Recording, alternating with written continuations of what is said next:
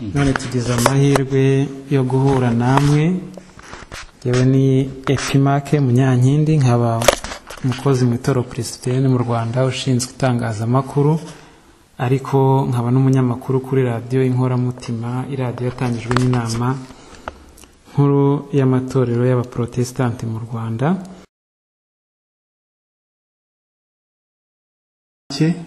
Cyane cyane nagira ngo mbanze ngushimire uburyo bwiza watekereje mu gihe haruje mu kazi hano mu gihugu cy'Ubudage.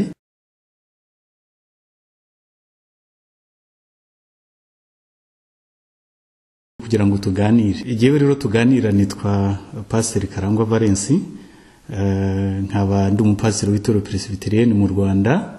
Wenda mu mwanya ndagira icyo mbikubwiraho, ariko ubu muri iki gihe nkaba ndi hano nyine mu gihugu cy'Ubudage, aho mu bufatanye bw'amatorero abumbiye mu muryango wa VEM tuzi twese, haba mu Rwanda ndetse no hirya no hino ku isi. Ayo matorero afite ubufatanye mu bihugu bya Aziya, Afrika ndetse n'igihugu cy'Ubudage. Ndi hano rero nk'umupasiteri uhakorera, uko nabyo ubwo mu mwanya ndagira icyo mbikubwiraho. Nibyo koko ntabwo habonetse umwanya wo kugira ngo nsobanure gahunda nari ngiyemo, kubera yuko hari gahunda nyinshi zihutaga z'imirimo, ariko nyine nabigushimiye ko wagize neza kugira ngo duse nk'ababiganiraho. Birashoboka rero ko hari benshi bashobora kuba bakurikiye iki kiganiro, bazagikurikira, bashobora kuba batanzi, ari abakristo bashya. Byaba byiza ko mbanza kukwibwira no kubibwira mwese. Ni byiza ko kwibwira abadukurikiye, kuko kumva ngo umupasiteri mu Itorero Presbyterienne mu Rwanda, ubundi kumva ati hano mu Budage, ni ibintu bigoye kubyumva, ariko n'ubundi n'ikitangazamakuru riberaho abadukurikiye barabasha kukumenya neza. Mwabibwira birambuye. Amazina yanjye rero ni Pastor Karangwa Valens nk'uko maze kubivuga. Nkaba nubatse, mfite umuryango.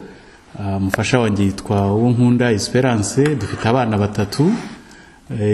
Umukuru yitwa Niyogushimwa Theophore, akaba afite imyaka 13, akaba yarayujuje ubundi tariki 21 nyine z'uku kwezi turimo. Umukurikiye yitwa Christopher niwe mahoro, afite imyaka 9. Hanyuma dufite n'umukobwa muto Rugori Rwera Theophanie, akaba afite nyine imyaka 4, ukwezi gutana uragira 5. Tukaba rero jewe kuri jewe nk'umupasiteri w'Itorero Presbyterienne mu Rwanda, nkaba naratangiriye umurimo muri paruwasi ya Kirinda, mu rurembo rwa Kirinda, aho natangiye umurimo mu mwaka 1998 kugeza 1999, ariko mpamara amezi 11, aribwo 99 nimuriwe muri paruwasi ya Kibuye mu rurembo rwa Rubengera, aho nahamaze amezi 13, ubwo nukuvuga umwaka n'ukwezi. Ubwo naho mpimurwa njya gukora muri paruwasi ya Kigali, ariyo yaje guhinduka paruwasi ya Kiyovu, ariho namaze ngira ngo ni imyaka hafi 7. Navuyeyo mu bihumbi 2007, aribwo twizihizaga yubile y'imyaka 100 itorero ryacu ryari rimaze. Icyo gihe rero tumaze kwizihiza yubile rwose mu matariki, ngira ngo umunsi wa nyuma wari tariki ya 19 z'ukwa 7 2007, ndumva aho ngaho wenda tariki 19 z'ukwa 8 2007. Ubwo tariki ya mbere nibwo nagiye mu gihugu cya Afrika y'Epfo, nabwo hari mu butumwa nari ngiyemo ntumwe n'amatorero avuguruye, kuko itorero ryacu, ibyo nagira ngo Itorero Presbyterienne, nagira ngo mbikubwire ko ni itorero rifite umurongo mwiza wo kubana n'andi matorero ku isi. Ubwo twari muri rya torero bita World Alliance Reformed Church. Aho rero hari inama yigeze kubera Assemblée Générale, inteko rusange y'uwo muryango, yabereye mu gihugu cya Ghana, Accra, mu 2004. hanyuma bakora icyo bita convention d'Accra, aho abahateraniye b'amatorero bavuze ko bakwiye guhaguruka bakarwanya akarengane gashingiye mu gusangira iby'igihugu, gashingiye akarengane gashingiye mu mibanire, ibintu bya social, akarengane ndetse no kugerageza no kubungabunga n'ibidukikije. Icyo gihe rero bakoze icyo bita convention, hanyuma biyemeza kuzabisakaza mu matorero atandukanye. Icyo gihe rero itorero ryacu Presbyterienne ryasabwe umukandida wo kugira ngo azajye mu gihugu cya Afurika y'Epfo afatanye n'abandi. Icyo gihe rero twari abantu 4, njyewe wari waturutse mu Rwanda, n'undi muvandimwe, abandi bavandimwe wari waturutse Afurika y'Epfo mu gihugu twari twahuriyemo, ndetse n'uwari waturutse muri Cuba na Philippines, uwo mu Bubiligi niwe utarabashije kuboneka. Ibyo ndabivuga kuko nabwo mvuyeyo nahise njya mu masomo kwiga, se nabonye umwanya wo gusobanurira abantu nabwo urwo rugendo cyari cyanjyanyemo. Twagera mu gihugu cya Afurika y'Epfo guhera muri uwo mwaka wa 2007 mu kwezi kwa 9, tuzenguruka muri icyo gihugu tujya mu mijyi itandukanye. Twabaye KwaZulu Natal, twabaye Johannesburg, twabaye Pretoria, ndetse no mu majyepfo ya Afurika y'Epfo Cape Town. Aho ngaho hose rero twari mu itorero ryitwa Uniting Reformed Church. Aho ngaho icyo twakoraga kwari ukuganira n'abakristo, tukareba ibya bibazo navuze mbere uburyo bageze, cyane cyane ko igihugu cya Afurika y'Epfo ari igihugu cyahuye na apartheid, cyahuye n'ibintu by'ivanguramoko hagati y'abazungu n'abirabura, cyane cyane nk'uko abantu babizi. Abazungu nibo bagize iryo vangura, bashyira inyuma abirabura cyane, kugeza ubwo dushingiye kuri uriya mukambwe Nelson Mandela baje kugezaho batsinda iryo vangura ry'amoko. Cyari igihugu rero cyari kikigaragaramo ibisigisigi ku buryo twahagize experience. Nahamaze rero icyo gihe koko amezi ageze kuri 11, hanyuma dukomeza tugana mu ngando y'urubyiruko yabereye mu Bubiligi. Aho naho rero ngira ngo nayo ngando uri mu gutegura ubu izabera no mu Budage 2008. Rero nanjye nari nyirimo nk'umuntu watangaga ibiganiro kuri icyo gikorwa hamwe na bagenzi banjye. Icyo gihe yabereye mu Bubiligi, ndumva nabyo ni mu byandebaga, kandi wenda ntabashe no kuganirira abatwumva ngo bumve nabwo icyo gikorwa ko cyagenze. Nyuma yaho rero nk'uko wambajije kubibwira, nyuma yaho ntabwo natinze, nahise nerekeza mu gihugu cya Kenya. Nabwo itorero rimpa amahirwe yo kugira ngo nkomeze kujya kwiga. Icyo gihe nabwo najyanye n'umuryango wanjye, hanyuma turagenda, namazeyo imyaka 3 n'amezi arenga nigayo. Hanyuma nyuma yaho ndangije kwigayo nibwo nagarutse mu Rwanda, muri ngira ngo ni mu kwezi kwa 6 umwaka wa 2011, aribwo itorero nanone ryantumaga gukorera muri paruwasi ya Gikondo mu Rurembo rwa Kigali. Aho naho rero narahakoze nibyo mpamara umwaka umwe. Hanyuma nyuma yaho uyu muryango nigeze kubabwira VM, amatorero yacu ahuriramo Afrika, Aziya n'Ubudage, baje mu rwego rwo kugira ngo habeho gahunda y'ubufatanye. Bashaka yuko hari abantu, abapasiteri baturuka mu gihugu cy'u Rwanda cyangwa se n'ahandi, kugira ngo baze bakorere mu Budage, turusheho gutsura umubano nawo, barusheho kumenya abanyafurika imikorere yabo n'imibereho yabo, kandi tugire natwe icyo tubafasha. Ibyo ngibyo ni ibintu byari bikwiriye, kuko murabizi nibo batuzaniye ubutumwa muri ya misiyo ya Beteli nk'uko mubizi. Igihe rero cyari kigeze ngo natwe tubashyire ubutumwa. Nuko rero byagenze. Hanyuma itorero rintangaho umukandida mu mwaka wa 2011 cyangwa se na 12 mu ntangiriro zawo. Hanyuma ndaza mu kwezi kwa 4 2012 nibwo twaje Wuppertal hano mu Budage, dukora ibizamini. Hanyuma Imana ishima yuko ntsinda, ndatoranywa. Hanyuma ndaza, nibwo rero nagarutse, tugarukana n'umuryango, tukaba twarageze hano mu Budage mu mwaka wa 2012 mu kwezi kwa 8. dutangira ari igikorwa cyo kubanza kwiga ururimi rw'Ikidage, kuko inaha ngaha mu gihugu cy'Ubudage bakunda ururimi rwabo. Bavuga Icyongereza benshi, ariko mu mirimo isanzwe ya buri munsi bakoresha ururimi rwabo rw'Ikidage. Nibwo rero mu by'ukuri twamaze amezi ngira ngo guhera mu kwezi kwa 9 2012 kugeza uyu mwaka 2013 mu kwezi kwa 4 turi kuri ayo masomo. Hanyuma nyuma yaho mu kwezi kwa 5 uyu mwaka tariki ya mbere nibwo natangiye akazi ko gukorera hano muri paruwasi aha turi. Iyi paruwasi rero ikaba nyine ari paruwasi ifite ibyiciro koko bibiri, nka za chapelle niko twabivuga. Izo zose nkaba nzikoreramo, kandi ngakorera no muri za paruwasi zindi ziri muri aka gace mu rurembo rwa hano bita Westfalen. Dufite amatorero menshi, ariko iri torero rikaba ari itorero ryitwa Evangelische Kirche, no kuvuga ni nk'itorero ry'ivugabutumwa, ariko mu buryo bufitanye isano n'amatorero avuguruye ku isi nayo, les églises réformées niho barimo.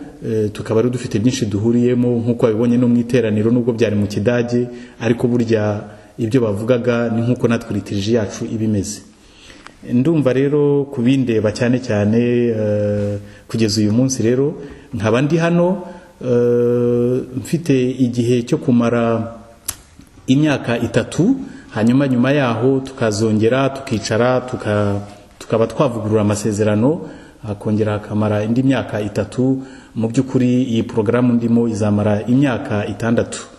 Icyo wenda nabikubwiraho cyangwa se n'abatwumva nuko ntabwo ari ndi jyenyine. Icyo gihe twaje turi ikipe y'abantu 3 b'abapasiri baturuka muri Afurika. Hari n'undi waturutse mu gihugu cya Kongo, Repubulika Iharanira Demokarasi ya Kongo, mu mujyi wa Goma. Hakaba n'undi waturutse mu gihugu cya Namibia. Ubwo rero turi 3, ariko tugiye twese turi mu duce dutandukanye tw'iki gihugu. Ndumva hari mu kukwibwira no kwibwira abatwumva naba mvuze ibyo ngibyo, ariko wenda turakomeza tuganire. Urakoze cyane, ngira ngo unyuriyemo byinshi abadukurikiye, kandi koko baba bafite amatsiko nk'uko bagiye badutelefona ku matelefone menshi batubwibaza ati amakuru y'abamwe mu bapasiteri tujya twumva bagiye ku mugabane w'Uburayi. Ngira ngo ni ibintu bafitiye amatsiko menshi, ariko mbere yuko tugaruka ku mugabane w'Uburayi, mwatubwiye ko muri mwabaye abashumba mu itoro Presbyterienne kuva muri 1998 mutangira Ikirinda. Muri iki gihe kenshi muri iki gihugu cyacu nk'uko tubona hirya no hino, usanga bwira bugacye ukabona ahantu ngo havutse paruwase, kumva ngo hari umushumba, kumva ngo umwe Imana yamubwiye ko akwiye kuba umushumba. Ese mbere ku gice gato mbere yuko muba abashumba mu itoro Presbyterienne, watubwira gakeya uburyo mwabaye umushumba mu itoro Presbyterienne?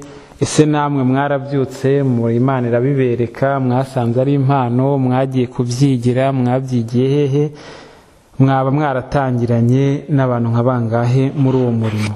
Muri makeya watubwira gake mbere yuko utangira umurimo uko byari byifashe mu itorero.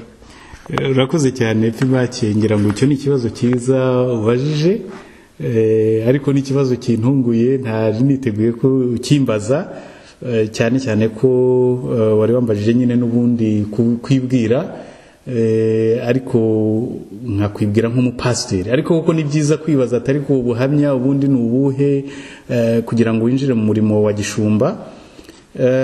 Jewe mu by'ukuri nabyirutse ndu umuntu usanzwe usenga, ariko ntavuga ko nari mbirimo mfitemo uburambe n'ubumenyi.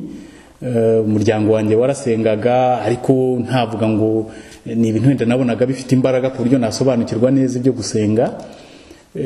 Ariko umuhamagaro navuga ko waje ndi nk'umunyeshuri, ubwo nari mu mashuri yisumbuye, cyane cyane mu kigo cy'abafurere Mariste Isave. Aho ngaho niho nk'urubyiruko twahuriye hamwe nkajya mbona abandi igihe icyo gihe nakundaga gutera umupira nkumva ari kwiga no gutera umupira bibyo nikorera ariko urundi rubyiruko rwari rwaratangiye kumenya Imana ruranyegera batangira kunyereka uburyo no gukorera Imana nabyo ari byiza hanyuma ntabwo navuga ngo bihita biza ariko igihe koko Imana ishaka guhamagara umuntu niko biza bagiye bambwira ibyo gukunda Imana ngenda nzamuka gutyo mu by'ukuri ndabyibuka abantu ntibanazi ubwo buhamya nari umukinnyi wakiniraga ikigo cyane nkina inyuma muri ba myugariro barya bita ba myugariro ariko ntangiye ibintu byo kugira ngo ninjire mu byo gusenga nkajya muri za korari nkabura umwanya wo kujya gukora imyitozo ibya wa mupira biza kugenda bisa nk'ibisubira inyuma nubwo kugeza n'uyu munsi mbikunda hanyuma ninjira koko mu bintu byo gusenga ntangira gushyirwa mu matsinda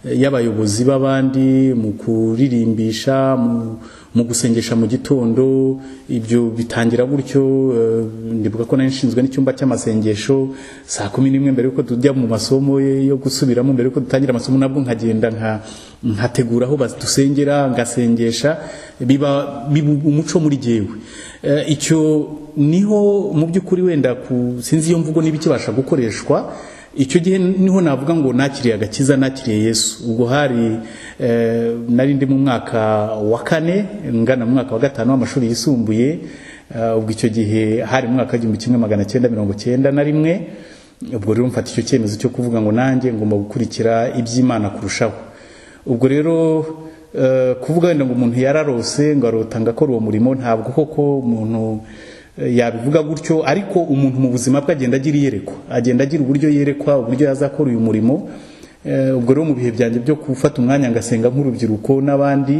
igihe kigeze kugera koko mbona iyo shusho ingaragariza kuzakora umurimo w'Imana mfata igihe cyo kujya mbisengera ngenda mbona ibimenyetso byo gukora uwo murimo mugumamo rero cyane cyane ariko ijambo nari narafashe ryakomeje kuntunga riboneka mu Baroma ibice byaho 12 umurongo wa 18 cyane cyane havuga ngo niba bishoboka mu rwanyu ruhande mubane n'abantu bose amahoro ibyo ngibyo rero ndetse niyo ugiye mu Baheburayo 14 umurongo wa 18 naho bisangamo kuko naho bavuga ngo mu rwanyu ruhande niba bishoboka mubane n'abantu bose amahoro ariko cyane cyane mu Baroma ho bakavuga bati no kwezwa kuko ngo utejejwe atazabasha kureba umwami Imana ibyo rero byaramfashije mu rubyiruko ngenda mbyiruka gutyo hanyuma njya mu itorero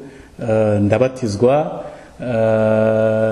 nubwo nari narabatijwe ndi umwana ariko ndibuka ko icyo gihe nagiye mu itorero rya ADPR nk'urubyiruko hanyuma turabatizwa tukomeza gukora umurimo w'Imana hanyuma igihe cyaje kugera muri mirongo nyuma ya jenoside nibwo muri 95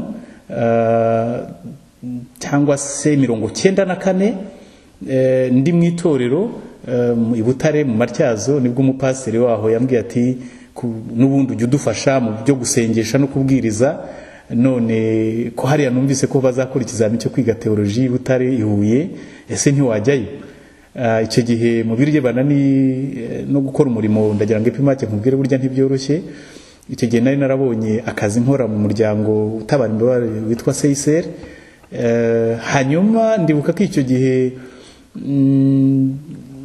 abantu babonaga amafaranga menshi muri iyo miryango ariko mbwirwa noneho no kujya kwiga ariko ngira amahirwe kuko muri kwa gusenga kwanjye hari ubuhanuzi nari narabonye nari mfite bwavuga buti igihe cyose Imana izabigushaka hari ikintu kizagutambamira cyo gushaka ubwo butunzi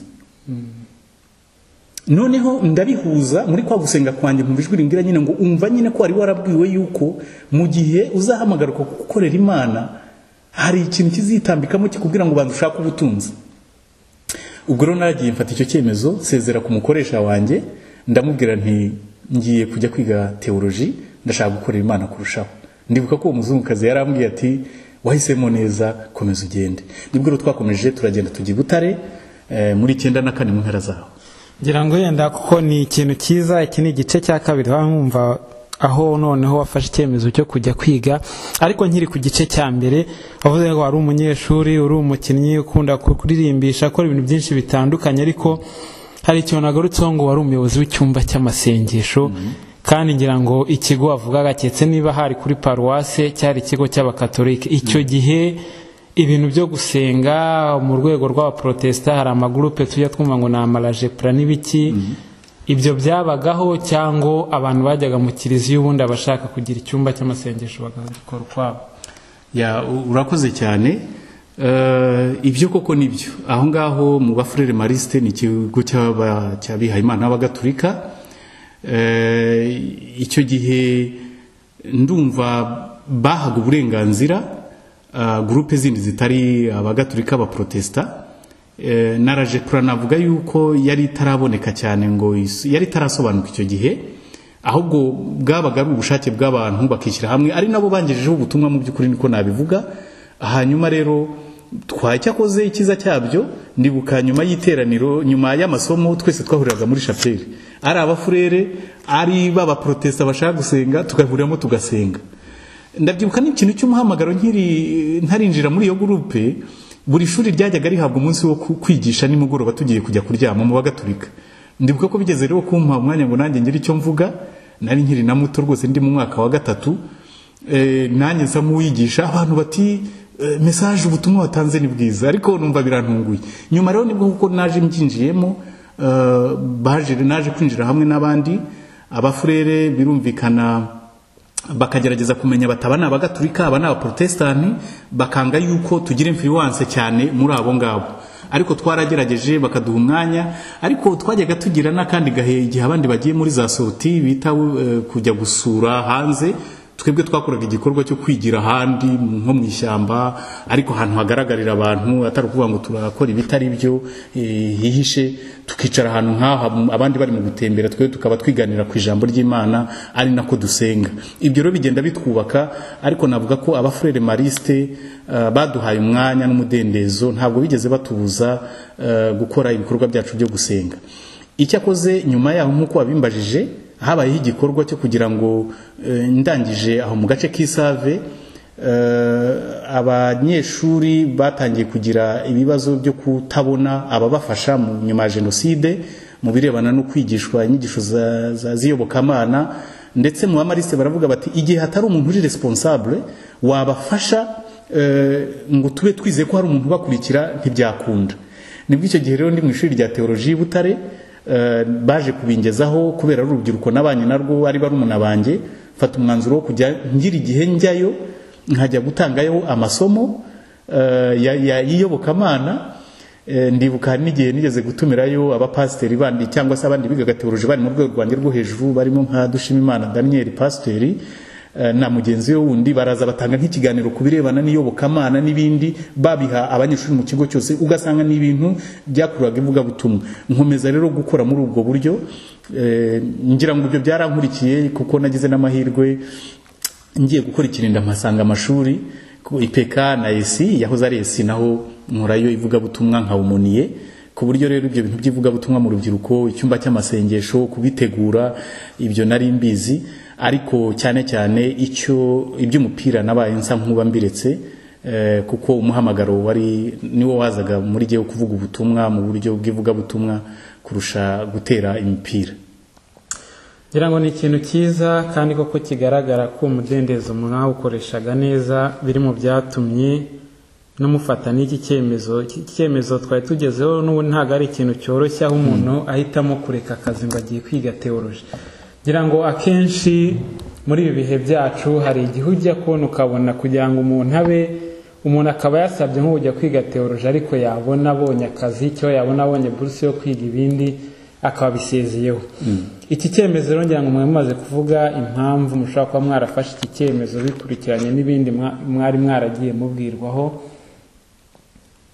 Noneho watubwira ubuzima muri rya shuri rya teolojiya, cyane ko abagiye bajya mu majyepfo, abagiye bajya hariya ahantu mu karere ka Huye, akenshi inkuru mva baravuga bati rya shuri rya teoloji bamwe bahita mu butayu, kuko akenshi umuntu agenda hari ibyari bimurimo akavayo byamushizemo byamukamyemo.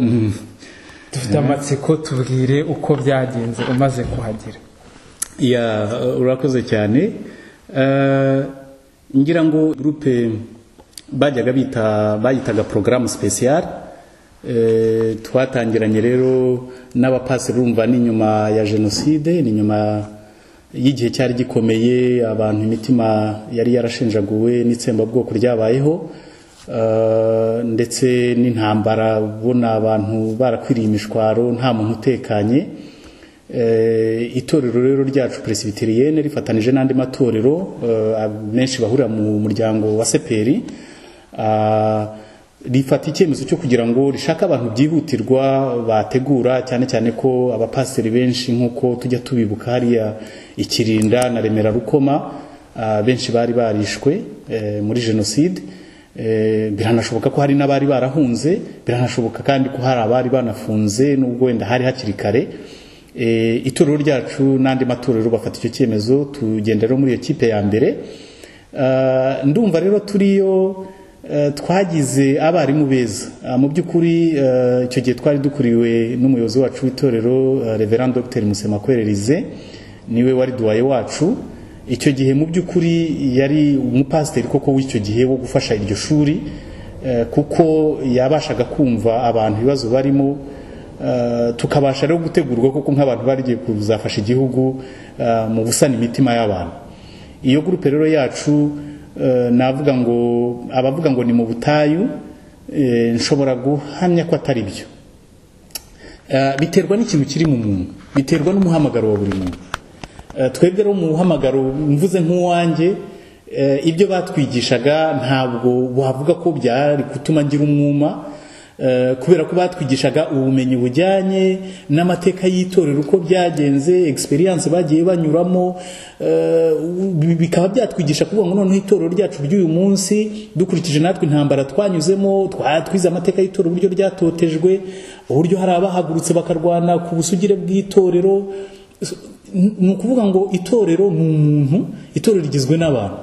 Icyo gihe rero ni ukuvuga ngo twigishwaga uburyo twarushaho kuba muri kuvugurura sosiyete no kuba muri sosiyete igaragaza ubumuntu, igira n'ibintu ndangagaciro bya muntu, ku buryo rero iyo bakugishaga ibyo nawe uba ufite umuhamagaro wawe ukagerageza kubihuza. Ikindi navuga ko mu by'ukuri badufashagaho bitari gutuma umuntu agira ubwo butayu nk'uko bivugwa, nuko twahabwaga umwanya wo gusubira mu matorero yacu. Ibyumweru 2 tugasengera muri faculté de théologie, ibindi byumweru 2 tukajya mu matorero yacu tugasengerayo, tugakora n'indi mirimo. Kandi twagiraga n'ibihe byo gusenga. Ntabwo nshobora kwibagirwa ko muri faculté de théologie kuwa gatanu twagiraga igihe cy'umudendezo ku mugoroba, twese tugahuriramo abanyeshuri n'abaturanye n'imiryango y'abari bafite imiryango, tukagira umwanya wo gusenga no kubwiriza no gukora byose no gutanga ubuhamya. Ikindi umuntu nanone afite umudendezo, twagiraga gahunda zacu zo gusenga mu buryo bwacu mu magroupe matoya, kugira ngo turusheho guhora turi muri bwa buntu bwo kudata umurongo. Ntekereza rero yuko ababifata gutyo umuntu umuhamagaro hariya nuko n'ubundi ntawe yabaga afite. Ibyo rero ndumva icyo kintu cyo gutubuta cyo kuvuga ngo umuntu yaguye umwuma aho hantu ntabwo ari byo, kuko abayobozi bacu nabo babaga ari abantu b'Imana, kandi ukabona yuko n'ibyo batwigisha birubaka umurimo w'Imana. Ntekereza ko n'ibintu abantu bivugira cyane cyane wenda bishingiye ku matorero, hari amatorero ashobora kutemera teoloji n'iyi, ntabwo ari byo. Teoloji batwigishaga yari teoloji iha agaciro umuntu n'imibereho ye, ariko kandi itegura n'ubwami bugiye kuza bwo kugira ngo turusheho kwitegura umwami wacu. Ariko kwitegura umwami wacu ni ukubikorera hano mu isi, ntabwo ari ukuvuga ngo urategura ibintu bya hehe, ahubwo ko ubuzima bwacu burushaho kuba bwiza mu mibanire y'abantu n'abandi, mu buryo bwo kwiyunga n'abandi, cyane cyane ko nyuma y'icyo gihe imitima yari yarakomeretse cyane. Byadusabaga rero kugira ngo dufashe abantu koko mu gusengera hamwe, ndetse n'ikintu cyo kugira ngo abantu bakomezanye ku bw'amahano twari tumaze kunyuramo mu gihugu cyacu. Nyuma rero yo kwiga teoloji we ntabwo ariko byakubereye nk'uko babivuga, wasohotsemo n'ubundi koko wumva wungutse byinshi kandi nk'uko bigaragara byagiye bigaragara wagiye ugera ahantu hatandukanye, wakoze umurimo kandi uwukora neza. Ariko yenda akabazo k'amatsiko mbere gatoya, icyo gihe bigaragara yuko igihugu cyari kimaze kuva mu bihe bikomeye, kimaze gutakaza abashumba benshi ndetse n'abakristo, ndetse n'umubare wa pasiteri bivugwa yuko ushobora kuba wari muke cyane. Icyo gihe mwararangije muri bangahe ari abaye bapasiteri biyongereye mu itorero? ngira ngo wenda kuvuga imibare ahari igihe gishize ni kinini, ariko ndibuka yuko hari amatorero atandukanye. Itorero Presbyterian ryari rifitemo abapasiteri benshi, cyangwa se abanyeshuri benshi bategurwaga kuzaba abapasiteri. Icyo gihe nakubwira ko nyine ntabwo gihe nari nakaza mu itorero Presbyterian, nari mu itorero rya ADEPR. Icyo gihe rero ngira ngo abo mu bapresbyteriye bashobora kuba baragendaga bagera muri 16, ariko ndumva abo mu itorero rya ADEPR icyo gihe twari mu bagera nko ku 9-10.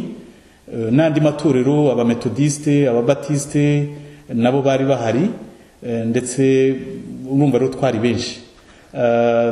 Ndumva dushobora kuba twarageraga hafi muri nka 20 n'abandi cyangwa 30, ariko umubare ntabwo nakubwira. Ariko twarangijemo turi itsinda rinini rijya mu matorero yo mu gihugu hose, dufatanyiriza umurimo hamwe.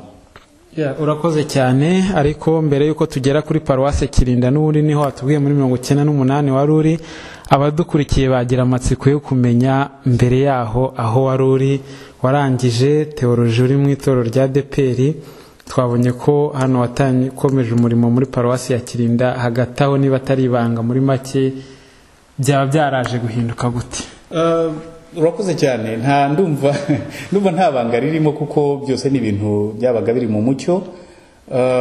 Icyo gihe turi abanyeshuri, turi amatorero atandukanye, twakoraga umurimo mu buryo rusange duhurije hamwe.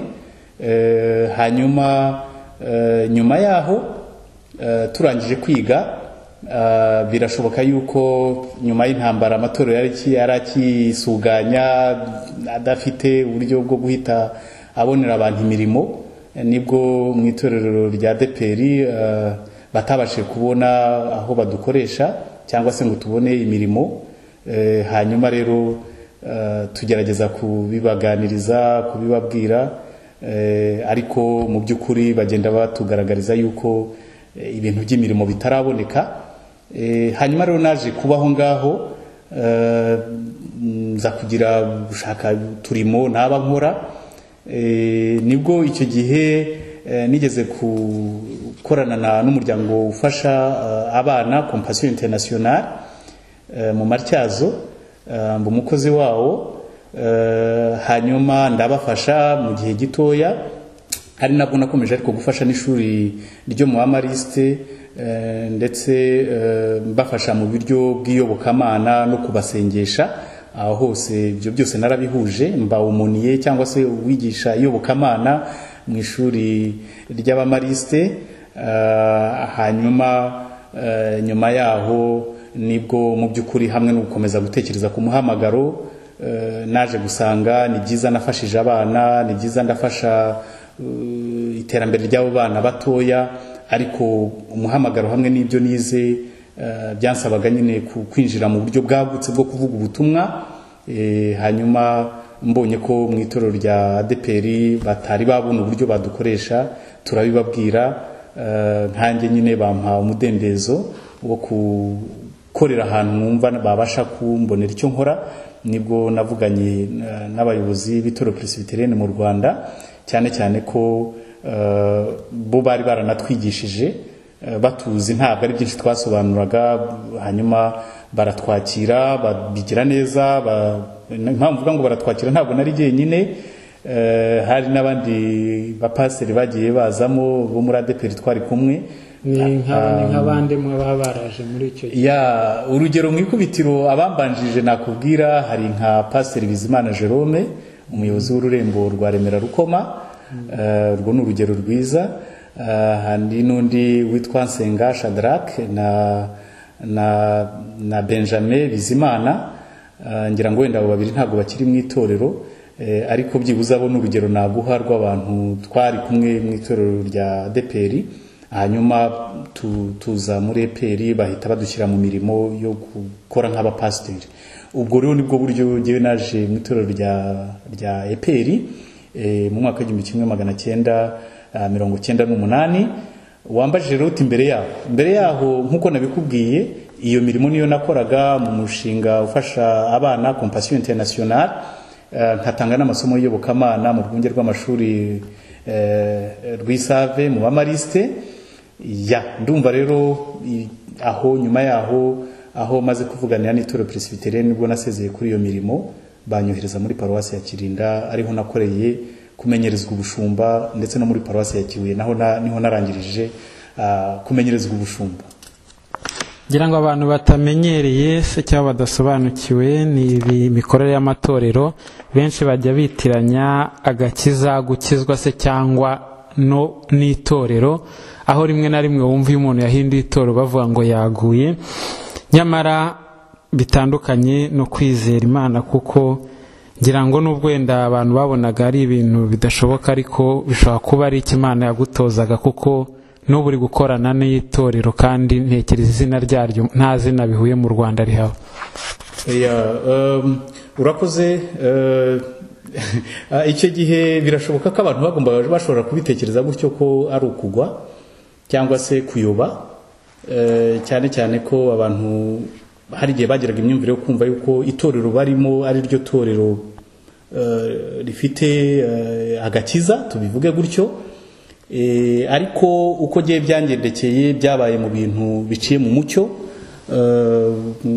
Ndibuka ko umuyobozi w'itorero Presbyterienne mu Rwanda icyo gihe Reverend Dr André Karamaga yabikoze neza, ngira ko mbanza nkajya mu itorero nari ndimo nkaganira nabo, nkababwira uko bimeze, nkabibamenyesha.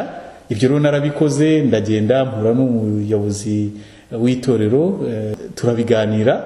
Ubwo rero nukuvuga ngo ibyo byose nta kibazo cyarimo, kuko nawe yarasobanukiye ko umuntu agomba gukoresha impano n'imbaraga zimurimo mu buryo bwagutse. Icyo niko byagenze. Ndumva rero ababyibajije gutyo ntabwo ari uko nguko byari biri, uretse ko nta nabo nzi, kubera yuko ari giye ubuhamya bwanjye mu itorero rya ADEPR habagaho barankoreshaga, narabwirizaga. Ndibuka Butare mu Matyazo no ku minsi mikuru baransabaga bati nko kuri Pasika uzigishe kugira ngo tubashe gusobanukirwa neza igisobanuro cya Pasika, Pentecote, cyane cyane ko icyo gihe nyine birumvikana impano yo kubwiriza. Burya ibanga ry'agakiza, kuvuga ngo umuntu yarakijijwe ntabwo ari imbaraga z'umuntu ku giti cye, ni umuhamagaro uba uri mu muntu, noneho Imana ikagushyiramo umwuka wayo ukaba ari ugukoresha. Icyo gihe rero ndumva ari cyo cyanyoboraga, nayoborwaga n'umwuka w'Imana. Ni mpamya ko ni nawe wamfashaga kubasha kubona icyo mvuga, naho ubundi njyewe ndi umuntu ntacyo nabita mvuga kidasanzwe. Ariko iyo wemeye gukorera Imana muri ubwo buryo, Imana ubwayo irakwikoreshereza, iguha icyo kuvuga no gushikama, ku buryo ushobora kuvuga ibintu nyine koko bidashingiye ku marangamutima yawe, ahubwo ari ijambo ry'Imana uvuga uko riri, kandi utariciye iruhande, utanarisasira, utaca ku ruhande ukabwira abantu iby'ijambo ry'Imana. Ndumva rero icyo gihe iby'agakiza koko byari ibintu bicyaduka, nubwo abantu bari barakijijwe mbere ari benshi, ariko abantu bari batarabyumva neza. Ariko muri ubwo buryo twakoraga uwo murimo, kandi ari n'itorero nari ndimo icyo gihe uyu munsi ndimo rya EPR. Umubano wacu ukomeje kuba mwiza, nta kibazo mu buryo bwo gufatanya. Urakoze cyane. Mu kanya turagaruka ku zindi ngingo zitandukanye.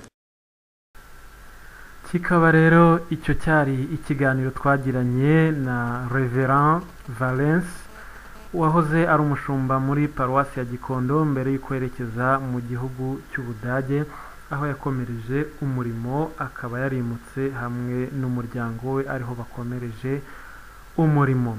Turabashimiye rero kuba mwakurikiye iki kiganiro, kandi tubabwira ko ikindi gice cya kabiri nacyo cyakunzwe n'abantu benshi, nacyo muraza gukurikira mucyumva cyangwa se mukazacyumva ku wundi munsi aho muzajya mugikurikira kuri radio Inkoramutima ndetse no ku rubuga rwa interinete wa eshatu akadomo twubake.com.